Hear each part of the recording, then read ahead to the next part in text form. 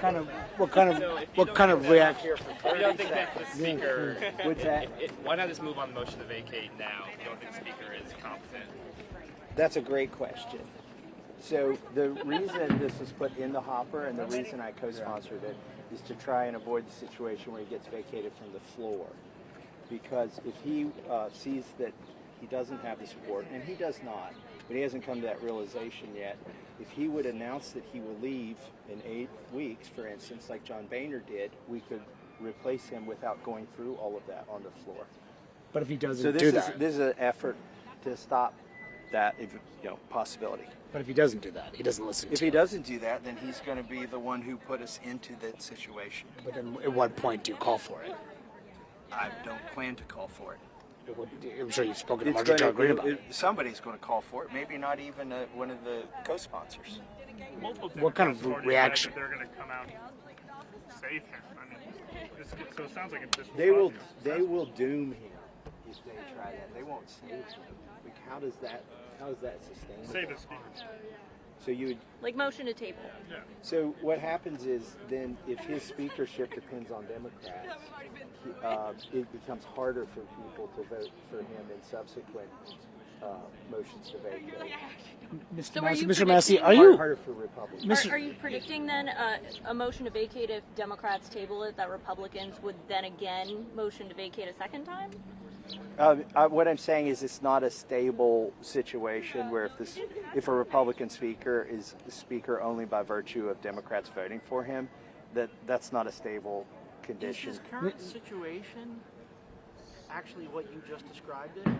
How is it any different than his current situation? Because anything that passes that becomes law from the House requires anywhere from 150 to 200 Democrats to vote for it based on his current situation. Based on his, Like, they don't... well, yeah, I mean, maybe what we're showing here is the current situation. Okay. I mean, How the would it be any Hastert rule, if you remember, says that if a majority of the majority doesn't support it, you don't bring it to the floor. I think the Johnson rule is if 80% of Democrats don't support it, you don't bring it to the floor. And that's problematic. Like, I know you can't get 218 votes in our conference for anything, okay, except for some messaging bill. But we need to get more than half. And he passed an omnibus that spends more than Pelosi did with less than half of the conference. And he passed FISA without warrants. He killed the warrant provision with less than half of the conference. And I know you can't get everything, but you can't go into the negotiation and come back with nothing every time. And what's happening right now with basically what he's proposed is to take the Senate position, the Senate bill on foreign aid, pull it apart into 3 pieces, vote them independently, put them back together, and send it to the Senate.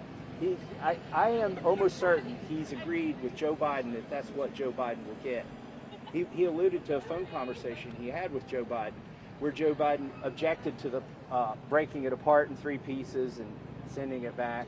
And Mike Johnson explained, well, I told the president that's how this works. That's how it's going to work here in the House. But what he was arguing with Joe Biden over was process, not the end point. The end point is already predetermined here.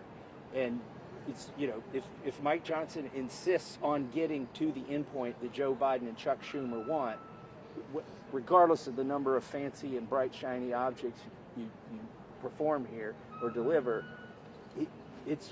that probably would be.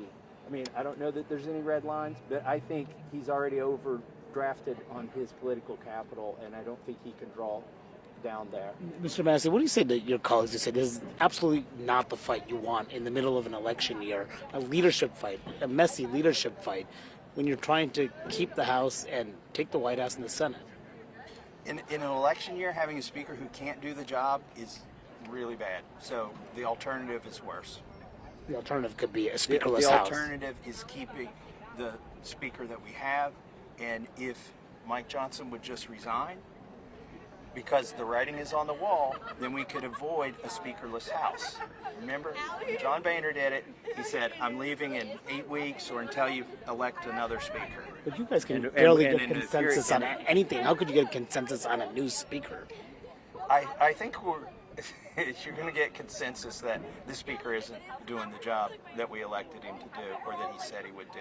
But I mean, you're talking about a new candidate. Tim Burchett was just over there talking to us, said that this is going to end with Keem Jeffries as speaker if y'all go through with this. I mean, at some point, I mean, whether it be 10, 12, 13, 14, 15 rounds without a speaker, do you trust that not just 2 or 3 Republicans will go and vote for a Democrat or Keem Jeffries? You understand, this is why we're asking Johnson to leave instead of putting us through that. Because if you did go to the floor at, multiple times, you don't know what will happen. I don't think Hakeem Jeffries would end up that way. I mean, if I remember correctly, did Tim Burchett vote against Kevin McCarthy? Yeah. Was that a concern of his at the time? Or is that something he's learned since then? Do you think it's so hypocritical of some of these members who voted out McCarthy and now are supporting Johnson? No, I don't think they're supporting Johnson. You say they are. Yeah. Nancy Mason said she does. Burchett said he Burchett does. Said he has. Gates. Gates. Too. I think it would be interesting if they did, if a motion to vacate was called. Who do you have in mind? I suspect they wouldn't vote for Mike Johnson. Who do you have in mind to replace Mike Johnson? Don't have anybody in mind, but my expectations are very low now. So I could vote for people I wouldn't have voted for last October.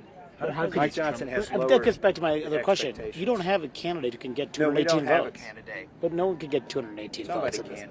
Could Well, anyone I mean, do a better job it than took- Speaker Johnson? Yeah, I mean, it took how many candidates to get to Mike Johnson? And that was after a very difficult 3 weeks. Okay, what part of this don't you understand? That took 3 weeks.